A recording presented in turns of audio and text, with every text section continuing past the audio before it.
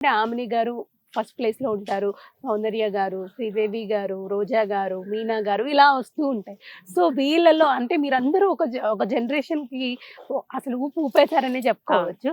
So, మీకెవరు బాగా ఇష్టమైన ఫ్రెండ్స్ ఎవరు వీళ్ళలో? ఇప్పటికి మీట్ నాకు అయ్యేవాళ్ళు? అందరూ ఇష్టమే అండి. హ్మ్. రమ్యాకృష్ణ గారితో కలిసి చేసినప్పుడు కూడా చాలా బాగా కలిసి చేసాము. రోజా గారితో, హ్మ్. మీనా గారితో, హ్మ్. సౌందర్య నా బెస్ట్ ఫ్రెండ్ అనమాట. ఆ! రంభ, హ్మ్. ఇంద్రజ వీళ్ళందరితో కలిసి బానే చేశాను. కానీ ఇప్పటికి కలుస్తున్నా అంటే ఇప్పుడు రోజా గారిని అప్పుడప్పుడు కలుస్తుంటాను. నాకు తెలిసి ఈ మధ్యన ఎక్కువ కలుస్తున్నది రోజా గారితో. జబర్దస్త్ చేశాను ఆమెతో. అవును. మళ్ళీ పర్సనల్‌గా కూడా కలిసాను. సో, హ్మ్. ఆవిడ బాగా ఎలా ఇష్టం. అనిపిస్తుంది మినిస్టర్ అయ్యారు రోజా ఆ! గారు? గర్వంగా ఉంటది. మా సినిమా ఫ్యామిలీ నుంచి ఒక అమ్మాయి ఎళ్లి ఇంత ఒక డేర్ అండ్ డాష్‌గా ఒక మినిస్టర్ అవ్వడం అనేది మామూలు విషయం కాదు. అవును.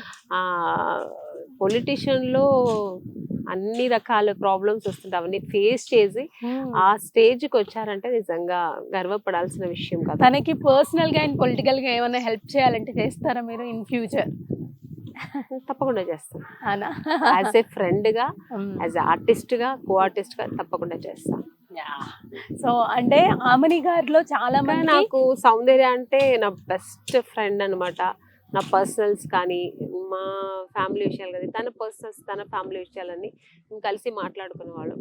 ఇప్పుడు ప్రస్తుతం తను లేదు కానీ, తన ఆత్మ ఎక్కడున్నా బాగుండాలని కోరుకుంటాను. అంటే సౌందర్య గారికి మీకు కలిపి ఏదైనా ఒక బెస్ట్ మెమరబుల్ మూమెంట్ గాని, మెమోరీస్ కానీ ఏదన్నా ఉన్నది అప్పుడప్పుడు ఆవిడని తలుచుకోగానే గుర్తొచ్చిన మెమరీ ఏదైనా?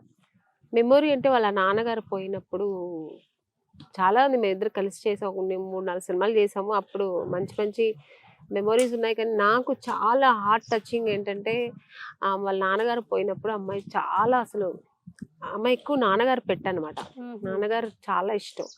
తన నాన్నగారు లేకుండా ఎక్కడికి వచ్చేది కదా! అలాంటి సడెన్‌గా నాన్నగారు పోయేప్పటికి బాగా అప్సెట్ అయింది.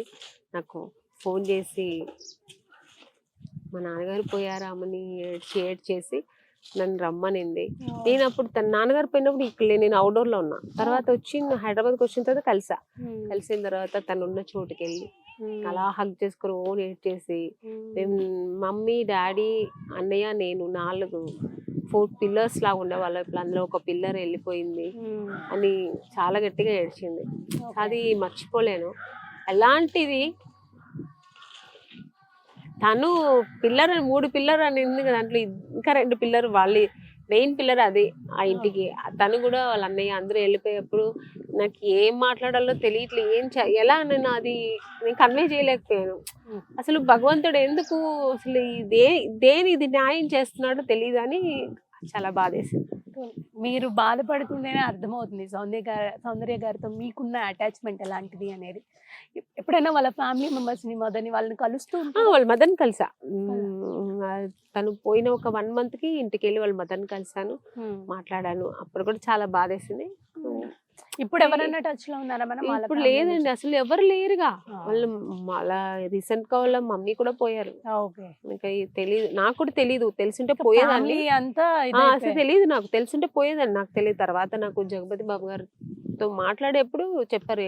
ఆవిడ పోయి 2 ఇయర్స్ అయింది ఆమని అన్నారు. హ్మ్. నిజంగా నాకు కూడా తెలీదు. ఆ! ఓకే. ఒక 2, ఓకే. 3 ఇయర్స్ అయిపోయింది. హ్మ్. ఇప్పుడు ఉన్నది వాళ్ళ అదే సౌందర్య వాళ్ళ అన్నయ్య కొడుకు ఉన్నారు. కొడుకు. వాళ్ళ అమ్మగారు ఉన్నారు. హ్మ్. సరే ఇంకా ఎప్పుడైనా మాట్లాడితే వాళ్ళతో మాట్లాడొచ్చు కానీ నాకు గిమ్మర్ ఏమీ లేదు.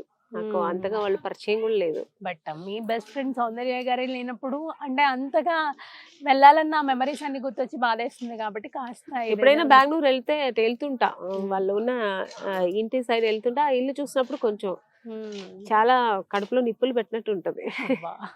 అంటే ఆ ఇల్లు హ్మ్. ఎవ్వరు లేకుండా ఖాళీగా పడుంటుంది. అది హ్మ్. చూసినప్పుడు చాలా బాధగా ఉంటది. బట్ అసలు అప్పట్లో ఆవిడకి ఎంత మంచి పాపులారిటీ ఉండేది. ఎంత బాగుండేది. అంటే కానీ గొప్ప ఆర్టిస్ట్. చాలా మంచి ఆర్టిస్ట్. చాలా అందంగా ఉంటుంది. అందమైన అమ్మాయి. గ్లామరస్ ప్లస్ ఆర్టిస్ట్ అమ్మాయి. బబ్లీ గర్ల్, హోమ్లీ గర్ల్ అని చెప్పుకోవచ్చు. క్యారెక్టర్ వైస్ కూడా చాలా మంచి అమ్మాయి. హ్మ్. అంటే ఒక సౌందర్య గారనే కాదు మేడం. అంటే ఆ జనరేషన్‌లో ఉన్న మీరందరూ కూడా అవును. ఎలా అనిపిస్తదంటే ఫ్రెష్ ఫేసెస్, ఎవరికి అమాయకత్వము, ఈగోస్ ఉండేది కల్మషం కాదు. ఉండదు. అవును. హ్మ్. అసలు కలిసి చేస్తున్నప్పుడు కూడా వాళ్ళ క్యారెక్టర్ వాళ్ళది, మన క్యారెక్టర్ మనది అన్నట్టుగా చేసేవాళ్ళం. ఎక్కడ క్లాష్ వచ్చేది కాదు, గొడవలు వచ్చేది కాదు, అసలు ఈగోస్ అనేది లేదు, జలస్ ఈగోస్ అనేది ఎక్కడ ఎవరికి ఉండేది కాదు. అందరూ అలా బాగుండేవాళ్ళం. క్లోజ్ గా లేకపోయినా ఆ సినిమా అయ్యే వరకు అంత క్లోజ్ గా ఉండేవాళ్ళం అన్నమాట. Okay okay. సో అందరినీ అప్పుడప్పుడు ఈ షూట్స్ లో అలా కలవడమే జరుగుతుంది. అవును. అంతే కలుస్తూ ఉంటారు. బట్ ఆవని గారు అనేసరికి ఆ అమాయకత్వం, ఆ అందం, ఆ మాటలు, ఆ పర్టికులర్ గా మిమ్మల్ని చూసే నా అమాయకత్వం కోసమేమో అన్నట్టుగా అనిపిస్తూ ఉంటుంది. అంత చక్కగా చేస్తూ ఉంటారు.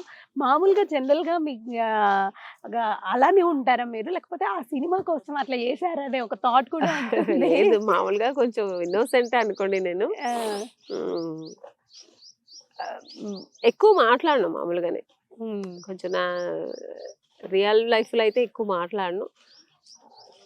కోపం రాదు, కోపం వస్తే మళ్ళీ ఆగదు, అంత కోపం వస్తుంది. అలాంటి క్యారెక్టర్ నేను.